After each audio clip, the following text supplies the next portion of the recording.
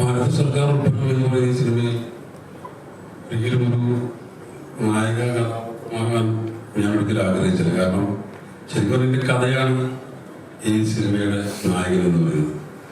എൻ്റെ 16 വർഷത്തെ ജേർണിയിൽ എൻ്റെ സുഹൃത്തുക്കളായ സിനിമാ സുഹൃത്തുക്കൾ പുറത്തുള്ള ആൾക്കാർ എനിക്കൊരു സെൻട്രൽ ക്യാരക്ടർ ചെയ്യണമെന്ന് അവർക്ക് ആഗ്രഹിച്ചിരുന്നു. ശരിക്കും ഞാൻ ആഗ്രഹിച്ച് ഞാൻ സ്വാഭാവികം നമുക്കൊരു പേടിയുണ്ടാവും. ഒരു സെൻട്രൽ ക്യാരക്ടർ ചെയ്യുമ്പോൾ മറ്റുള്ള ക്യാരക്ടർ റോളിൽ ആൾക്കാർ വിളിക്കുമെന്നുള്ള പേടി ഞാൻ വന്ന കാലത്തെ എനിക്കുണ്ടായിരുന്നു. അത് ഇപ്പോഴും പോയില്ല. അപ്പോൾ നിസാം റാവുത്തർ എന്ന് പറയുന്നത് ഇതിൻ്റെ തിരക്കഥാകൃത്താണ് പറയുന്നത്. ഇങ്ങനൊരു പേര് പറഞ്ഞ് ഇതിൻ്റെ കഥ പറയുമ്പോൾ ഞാൻ പറഞ്ഞു, നിങ്ങൾ വേണമെങ്കിൽ വേറൊരു ആർട്ടിസ്റ്റിനെ സമീപിക്കാം, ഞാൻ നിങ്ങളെ കൂടെ നിൽക്കാതെ പറഞ്ഞു. അല്ല വേണ്ട, ഇത് നിങ്ങൾ ചെയ്യണം, ഇത് നിങ്ങൾക്ക് ക്ലിയർ സിനിമയാണ്. അങ്ങനെയാണ് ഭാരത സർക്കാർ ഉൽപ്പന്നം എന്ന് പറയുന്ന സിനിമ നമ്മൾ പൂർത്തിയാക്കുന്നത്. അതുപോലെ നമ്മൾ ഒരുപാട് സങ്കീർണ പ്രതിസന്ധികളിലൂടെ ഈ സിനിമ പൂർത്തിയാക്കി. രണ്ട് തവണ ഷെഡ്യൂൾ പേക്കപ്പായി. മഴ കാരണം, അത് പ്രകൃതിയിലുണ്ടായ ഒരുപാട് പ്രശ്നങ്ങൾ കാരണം.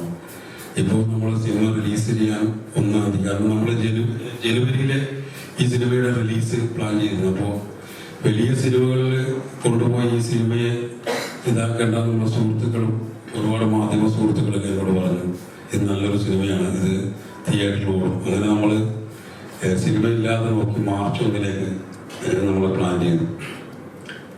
ഇടുപെട്ടി പോലെ എന്തോ കടിച്ചു പറഞ്ഞ പോലെ അന്ന് തിയേറ്റർ സമരം തുടങ്ങുകയാണ്. അപ്പോൾ നമ്മളെ എല്ലാ പ്രശ്നങ്ങളും സാമ്പത്തിക കാര്യങ്ങളൊക്കെ വെച്ച് നമുക്ക് 1-ാം തീയതി റിലീസ് ചെയ്തേ പറ്റും. അപ്പോൾ 1-ാം തീയതി റിലീസ് ചെയ്യുന്ന പ്രത്യാശയോടുകൂടിയാണ് നമ്മൾ നിങ്ങളുടെ മുമ്പിലിരിക്കുന്നത്. ബാക്കി ഇവരൊക്കെ ആയിരിക്കും.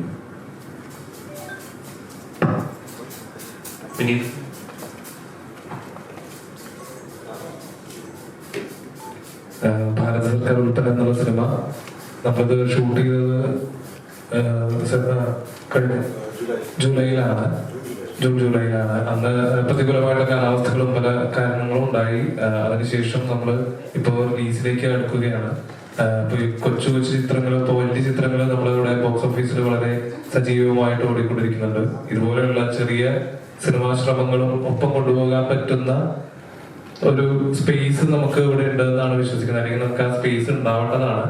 അപ്പോ ഈ സിനിമ ഇതിന്റെ ഒരു പ്രമേയത്തിന്റെ വൈവിധ്യം കൊണ്ടും അതുപോലെ ഇതുവരെ ഇറങ്ങിയിരിക്കുന്ന ഒരു കണ്ടന്റ് കൊണ്ടും ഒക്കെ എല്ലാവർക്കും മനസ്സിലായേണ്ട എന്തെങ്കിലും ഒരു വ്യത്യസ്തതയുണ്ട് ഇതില്.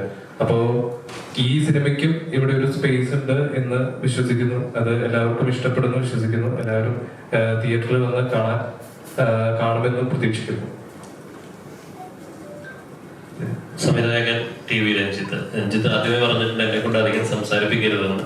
എന്നാലും ഒരു 2 വാക്ക്. ഈ സിനിമ ഒരു എന്റർടൈനർ സിനിമയാണ്.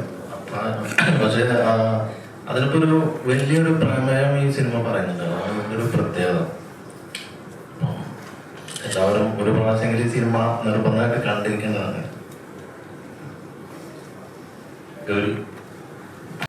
കൂടുതൽ വീഡിയോസിനായി B4 Place ഫോളോ ചെയ്യൂ, സബ്സ്ക്രൈബ് ചെയ്യൂ.